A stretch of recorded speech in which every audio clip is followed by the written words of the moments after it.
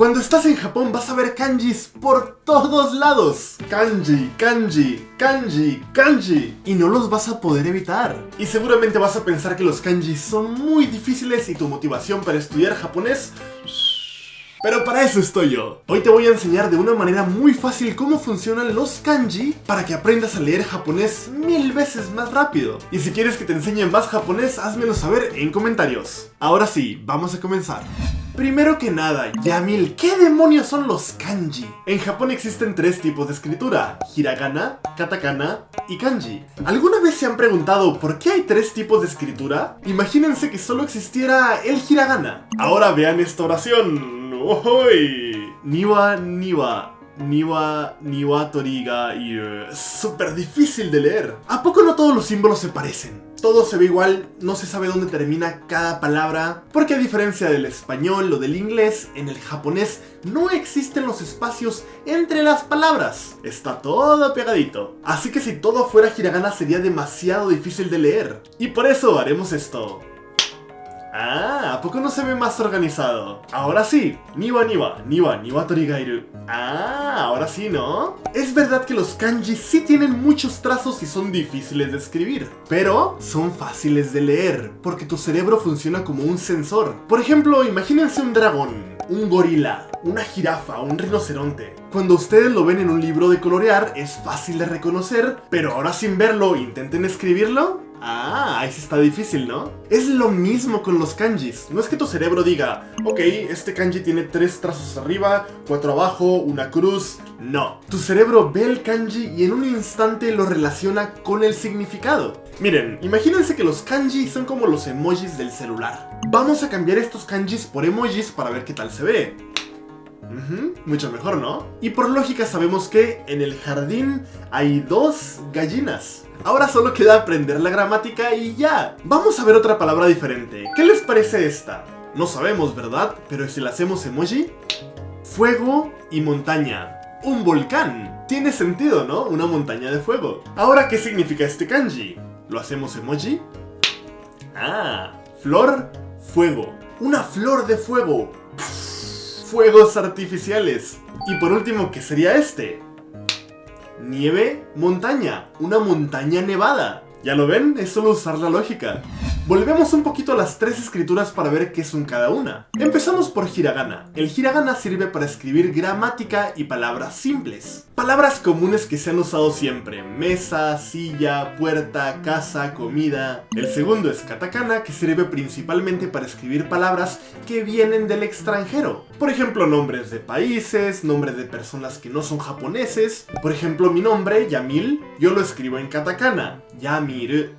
Yamiru. Y el tercero, que es el que estudiamos hoy, el kanji, son símbolos originariamente de China. Estos símbolos, a diferencia del hiragana y del katakana, cada uno tiene un significado. Y el hiragana y katakana son simplemente letras y ya. Por ejemplo, si en hiragana escribes ki, solamente estarás diciendo ki y ya. Podría significar cualquier palabra que se pronuncie ki. Pero si en kanji escribes el símbolo de árbol, que es ki, se lee ki y significa árbol. Y en cuanto tu cerebro lo vea, va a decir, ¡ah, un árbol! Incluso muchos japoneses dicen que prefieren el kanji porque pueden leer japonés sin necesidad de leer.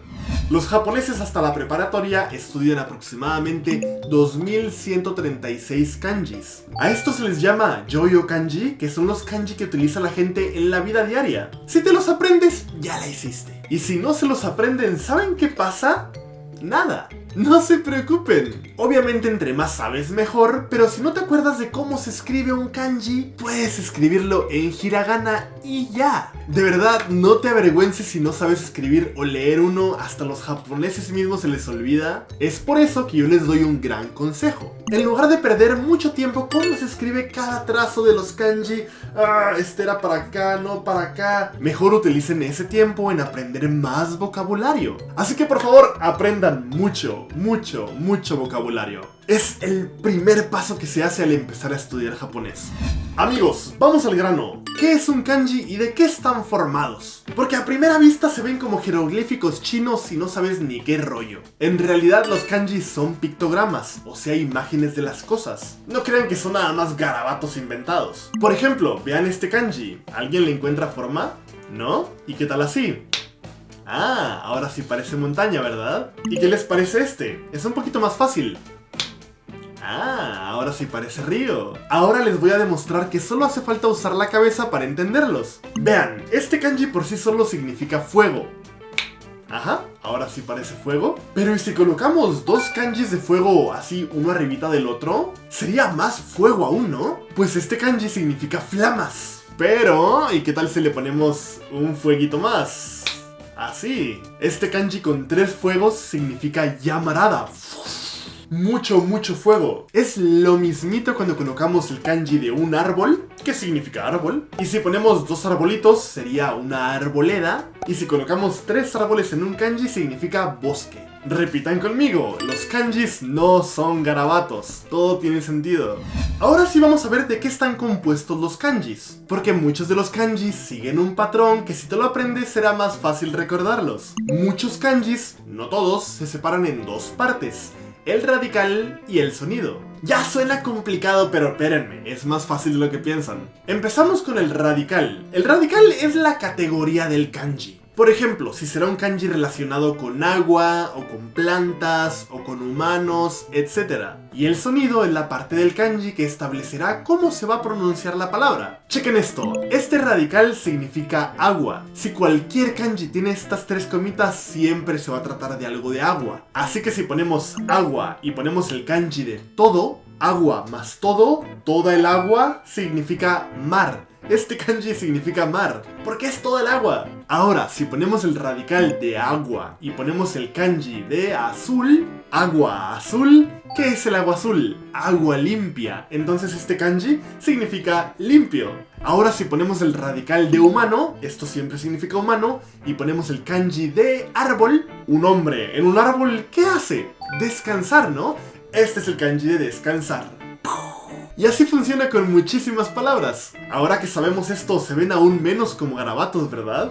Por lo pronto todo va bien. Probablemente están pensando en casa, Yamil, el kanji no es tan difícil como pensaba. Pues, uy, te tengo malas noticias. Agárrense, chicos. El kanji no es difícil por su cantidad de símbolos, sino por su cantidad de pronunciaciones. O sea, ¿cómo se lee ese kanji? Recuerden esto, los kanjis siempre van a tener significado y sonidos. El significado ya nos quedó muy claro, así que nos vamos a sonidos. Y sonidos hay 2 tipos, onyomi y kunyomi. Onyomi es la lectura china y kunyomi es la lectura japonesa. Y seguramente están pensando, ¿para qué demonios hay 2 lecturas? Les explico, el onyomi fue sacado originariamente del chino, o sea como sonaba para los japoneses cuando escuchaban a los chinos hablar, y el kunyomi es la forma original que ya existía en el idioma japonés. Para entenderlo, vamos a viajar un poquito en el tiempo. Bienvenido a China, viajero, ¿desde dónde viajáis? He venido desde Japón, y me gusta esa montaña, ¿eh? Ah, Shan, sí, el Shan de China es muy bello. ¿San? ¿En chino le dicen san a las montañas? No, se pronuncia Shan. Me gusta San, así le vamos a llamar a las montañas ahora en Japón. Espera, nosotros ya tenemos la palabra llama para llamarle a las montañas. San, llama... me quedo con ambos. Y así pasó.